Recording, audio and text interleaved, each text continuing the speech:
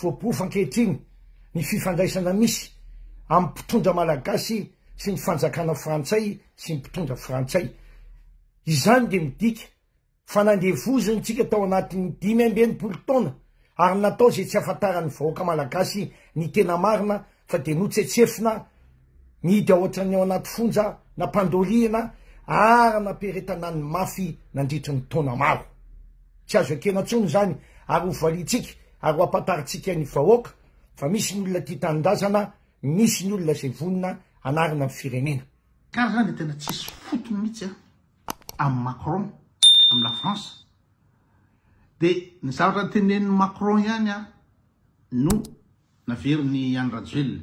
Je pense qu'il est très important que l'ordre constitutionnel, la continuité institutionnelle soit préservée à Madagascar, parce qu'il en va de la stabilité du pays et des intérêts de la population aussi, pour que la communauté internationale puisse continuer d'aider.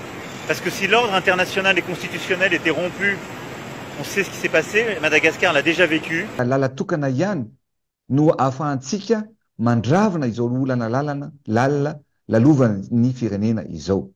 Dia ny fanajana voalohany indrindra aloha ny lalam-panorenana velona eto amin'ny tany sy ny fanjakana. Raha totsika ka iotran'izay dia minonareo matikisonareo fa vao maika ho fahantrana lalina ary ho fahaverezana mihitsy ary hiteraka fahatarana goavana indray no isy eto amin'ny firenena. Efa niarana hita fa ny krizy rehetra, ny fandimby sy ny tranga teto amin'ny firenena dia nitarika faharavana sy fiemorana ny toe-karena malagasy ampolo taona maro ateo aoriana.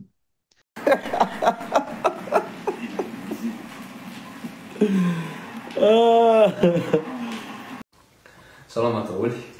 Mandeha indray ny resaka tatoato amin'ny resaka cadre constitutionnel sy cadre légal ny tolona izay nataon'ny vahoaka malagasy nandritran'izay 10 andro izay. Matetika moa ny olona mpalohana ny filoha teo aloha Andry Nirina Rajoelina sy ny olona à l'échelle internationale no miteny an'izay zavatra izay. Ny tiako hamalina an'izay fotsiny dia taiza ny cadre constitutionnel tamin'ny nirotsahan'ny filoha Andry Nirina Rajoelina tamin'ny 2023.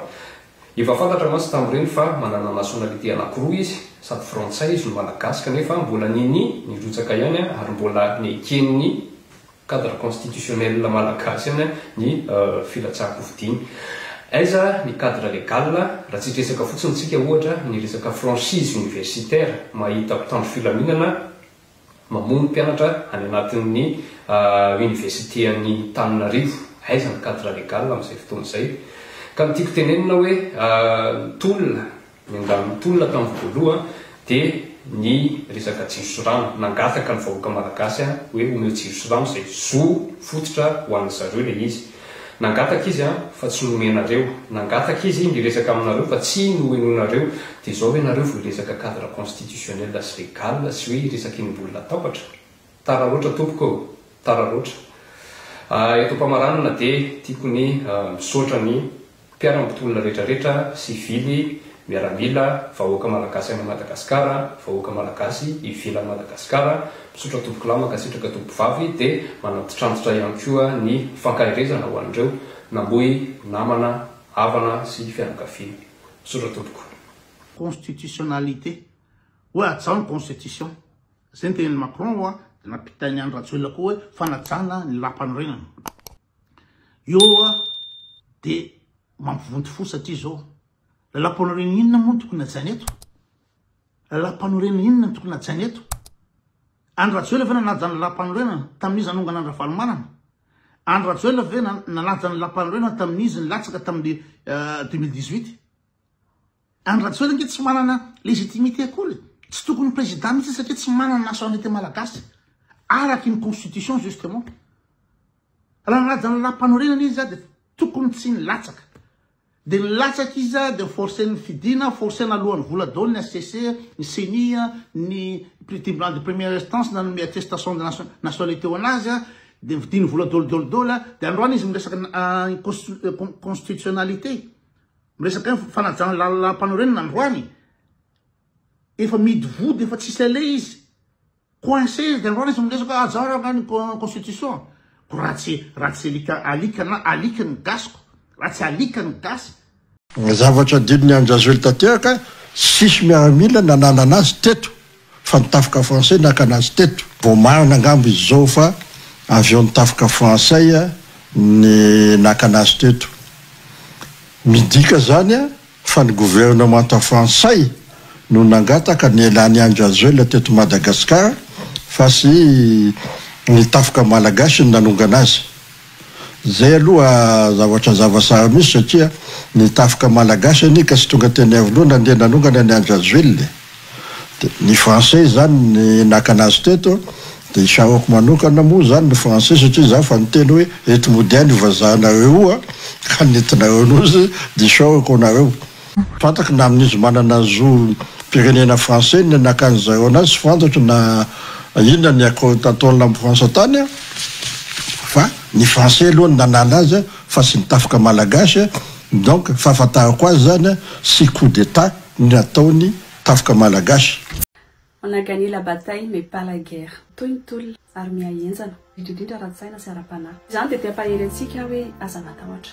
Aza matahotra ny zavatra rehetrarehetra zay rehantsika. Aza matahotra an'izany hoe récupération politique, aza matahotra an'izany hoe mety ho avy eo ny frontière editra be tabe ny info rentsika misy marina amin'izy ireny mety misy mitombina. Fa misy koa tsao fotsiny ety nandemena ny saina fa zao rehefa tsika rehetrarehetra no manaiky iova mba mitanjona iombonana hoe anala tanteraka ny rafitra maloto eo amin'ny firenentsika io tsy anaiky andray kolokolo tsony ary tsy anaiky ihany koa ataony olombitsy fitaovana entina azony seza sy voninahitra fa hanongotra tanteraka ny asa maizina izay tsy mahavoka tsoa manomboka eto dia hanana saina matsilo sy mailo tsika ary hanana maso mahay manavaka dia atsikaritra rehetrany izay rehetra mamalaka ireo ny fiovana ny fanarenana dia tsika rehetrarehetra ny samy hanao anazy fa tsy afaka hakintsika amin'ny olona anankiray na iza hitondra eo rehefa tsy manaiky lembenana tsony tsika fa hampanjaka ny rariny sy nitsiny eo amin'ny tanitsika io dia ho tany sambatra amin'izay le Madagasikara kely mahereza daholo. Donc la France veut faire croire à la communauté internationale, parce qu'il est avec Léandre Razuel, que nous, peuple malagasy, on n'est pas unis. Nous sommes très unis. Depuis qu'il est parti, Léandre Razuel, les militaires, les gendarmes, les manifestants, les policiers sont tous ensemble. Le CAPSAT a su réunir tout le peuple malagasy. Nous sommes tellement solidaires que même Léandre Razuel est en PLS parce qu'il ne veut plus partir. Hein. Il a fait croire qu'on était des robots. Il a fait croire qu'on menaçait sa vie, alors que c'est lui qui menace notre vie tous les jours.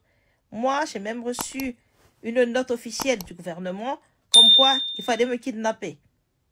Ou encore une note officielle du gouvernement qui disait qu'il faut m'extradier. Il ne faut pas croire ce que les médias mainstream vous disent.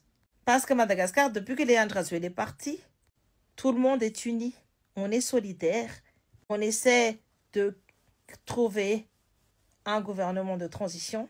Et on va faire ça dans la douceur. On ne va pas se précipiter, etc. On va faire ça dans la douceur. N'écoutez pas France 24, hein. Comme je vous ai dit, c'est une presse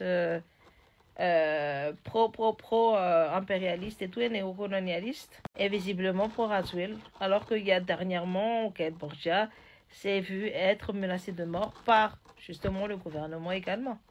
Free Madagascar.